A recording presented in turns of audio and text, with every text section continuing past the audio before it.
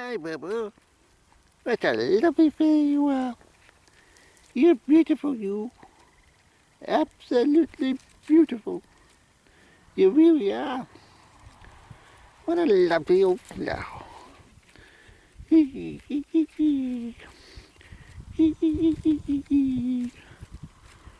Beautiful. Well, a fine good afternoon on the 20th of April 24. It's a Saturday. So that means unless you're going shopping, heading for the pub, or are going to be glued to the radio or television for some pointless sport, then the best thing to do is get yourself out and about. I've been out quite a bit actually, but I've not been posting much videos, just not really. Well, one thing, it's very time consuming, and there's other spring-like chores that I need to attend to, which I have done of course. But it's all building up now. I think we can safely say goodbye to the winter. We might still get sprinkling of snow at the tops, but I think we can safely say that's it now. We move into an earth sign tomorrow. We move into the sign of Taurus. But the problem I've had in the last few weeks has been a Mercury retrograde. I did make a very comprehensive post about the solar, the partial solar eclipse here in the UK, and the fact that we were also in the midst of a Mercury retrograde and all that sort of stuff. But I didn't post it. I thought, well, time I got round to it, I thought it's going to be old news by the time I put it on my channel. But I've come up here, there's the Braan down there, Dunkelder's over that way. I'm on a high level single track route. I've just parked up, and the reason I've parked up is I was driving along, I spotted a graveyard. A very small graveyard by the looks. So I've decided I'm going to backtrack on foot and have a bit of a check on it. I'm rather hoping I don't need my outer jacket, but I think we'll manage, Andy. So we walk along. The interesting thing about the Mercury retrograde this year, well, we've had one in the sign of Aries, which of course is a fire sign. The one before that was at Christmas in the Sagittarius, and it didn't complete its retrograde until it moved into the sign of Capricorn on the 1st of January of this year. The next one, oddly, is also in a fire sign in Leo in August, and finishes off in the earth sign Virgo. And the next one after that will be also in the fire sign, the sign of Sagittarius. But this time, I'm pleased to say we won't be bothered with Mercury retrograde in the festive season. It finishes on the 15th of December. So for the first time in 2 years, I'm sure, or more, we won't be Christmas lunch won't be ruined by people impacted by the retrograde. You know, people like myself who are the ruling planet is Mercury. You know, like Gemini have Mercury as a ruling planet in Virgos, and it does impact me. I've mentioned this before, but it impacts all people with the fact there's problems with communications and telecommunications and electronics and transport and travel and all sorts of things that Mercury is rules, you see. The larch is coming into bloom, so I might grab myself. I brought a flask of boiling water specifically to pick up some hawthorn leaves or indeed larch, so I'm pleased to say I can get some on the way back, and we'll have a cuppa with some fresh larch leaves. But I've never been on this road, believe it or not, and stretching all the way out there is the whole of Strath Braan. So it's not a very good road, I have to say. It's not so bad here, but along at the other end it's very pitted and full of potholes and craters. But I brought the Clio with me today. I like the Clio on the small country roads. Easy manoeuvrability and stuff like that, you see. But, so yes, this Mercury retrograde will also finish on an Earth sign. You know, as I mentioned previously, Taurus. The sun moves into Taurus tomorrow. So I think if you lived up here, you'd probably get quite fed up with the same sort of views. You could have brought your other jacket, Andy. The wind's quite chilling. But I think we'll have to persevere. I'm not going back to the car for a bloody jacket. But the graveyard's along here, so we'll march along smartly. And we'll have a... Oh, you didn't bring your little stick with you, Annie. I didn't bring the tall staff, I just brought the small one with me. Well, I have one in each motor, just for what I'm doing. So there's the brand down there. And the A822. You might see a passing car there. So there we go. But we'll head along and have a look. I like these ill-used or underused country tracks. Wonderful to just stroll about, and nobody knows your business when you're in these parts, you know. I've mentioned before that the people in Strath are very nosy, and I really get quite fed up with that.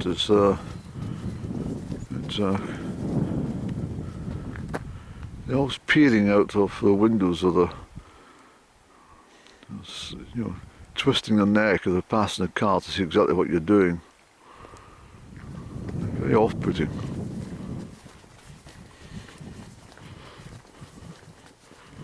And when you're up in the Northwest Highlands, nobody bothers. They don't even see you. They just drive past. Well, they give you a wave, of course, but that's about it. They don't bother. So here we are. This is the graveyard, and it's well, let's find the access to it first of all, Annie. We'll have a look at some of the names and stuff. But isn't this interesting just to come across this? I didn't know it was here. I haven't seen it marked on any maps either. We'll have to check this one, Annie. Very odd. I seem to have been drawn to this particular graveyard for a reason. I must inquire as to what that reason is.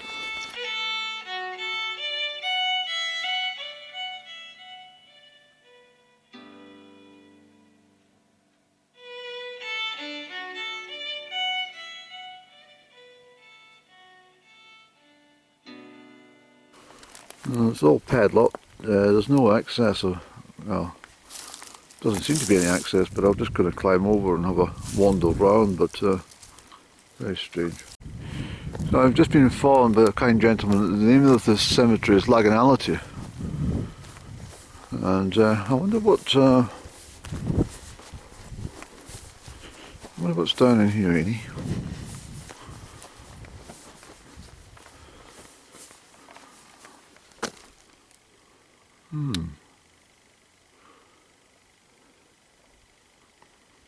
Maybe that's the home for the night watchman at the cemetery.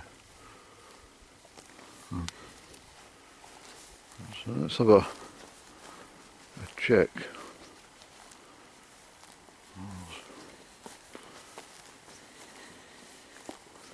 I wouldn't have known this was here, Annie. Not at all.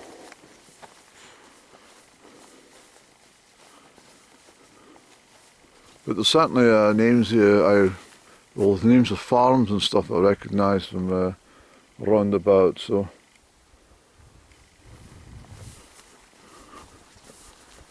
It's a sort of community graveyard for this part of the world, you see. Rather than go to Dunkeld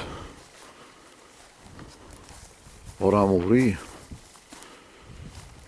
And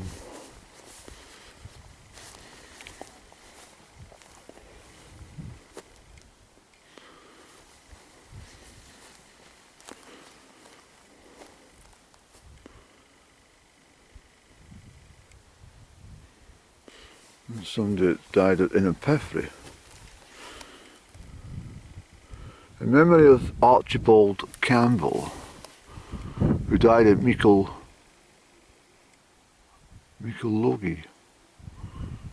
His wife Margaret Stewart died at Inver, 21st of November, looks like the 1830 something, age 77. The son James, who died at Ypres, age 22. There's not much else I can see on that inscription, I'm afraid.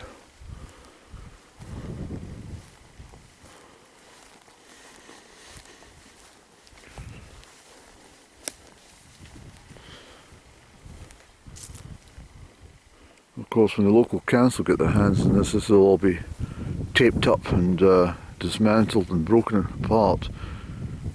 I've got a final instalment actually on my filming of that episode. I'll put it on my YouTube channel shortly. I might actually have it up before I do this one. I don't know, I'll see.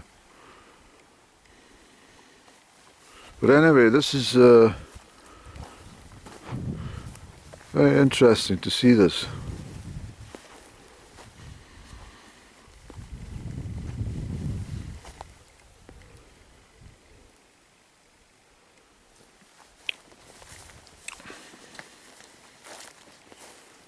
That's a beautiful carving, isn't it?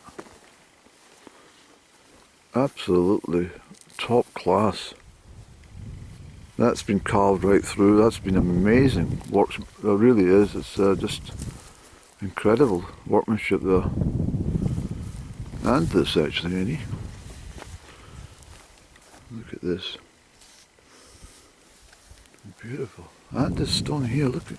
I wonder if that was made with the same stonemason, memorial mason as that one over there. Perhaps they were. They look, yes, they look almost identical. Let's see the era. Could we get a name on here, Annie?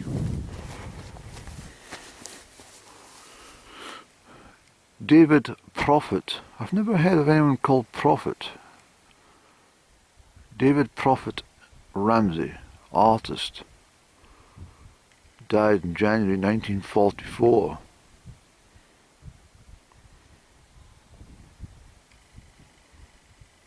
Wife died in 1959.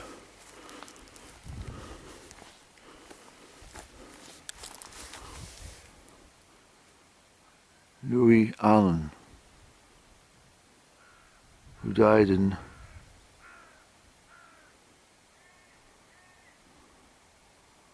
11th of April 1937. She was 91. She died at Dundonachie. Wherever Dundonachie is, I must check that. But how fabulous. I don't know. There's no yew trees,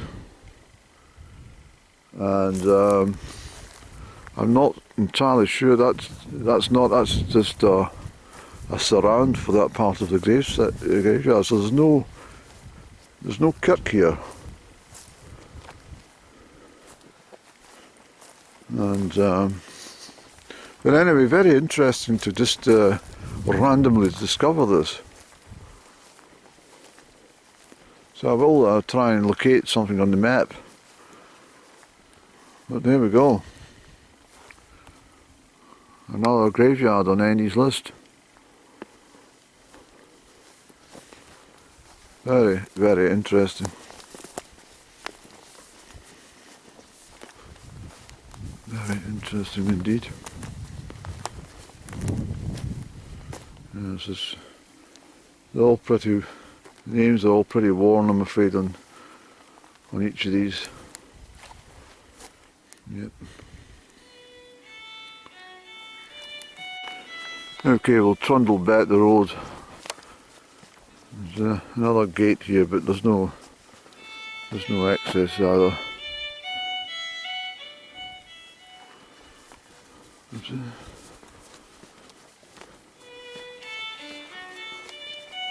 It's a fabulously peaceful day,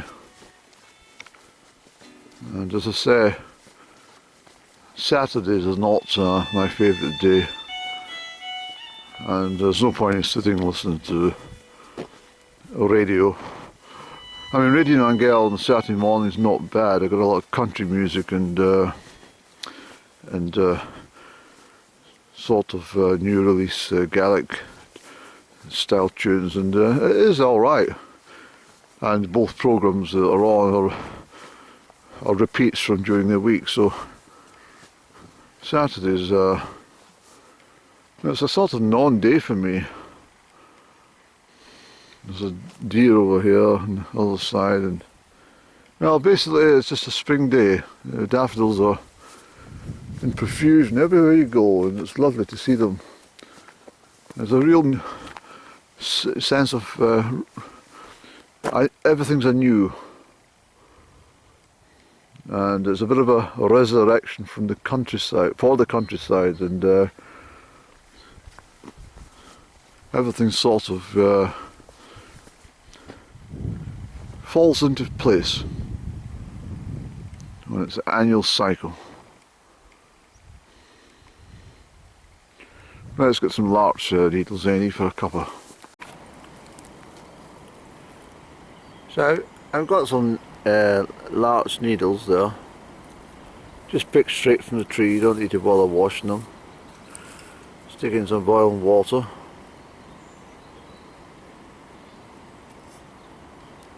Did you boil them, Annie, that water? Doesn't look like it's hot. I think you forgot to boil the bloody kettle. No, it's boiled, Annie. Didn't see any steam, you see.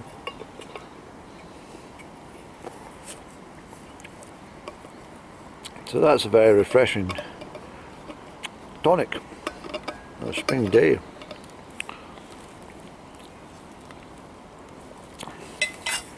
That goes straight through your body. Yeah, it's beautiful. It really is, it's beautiful.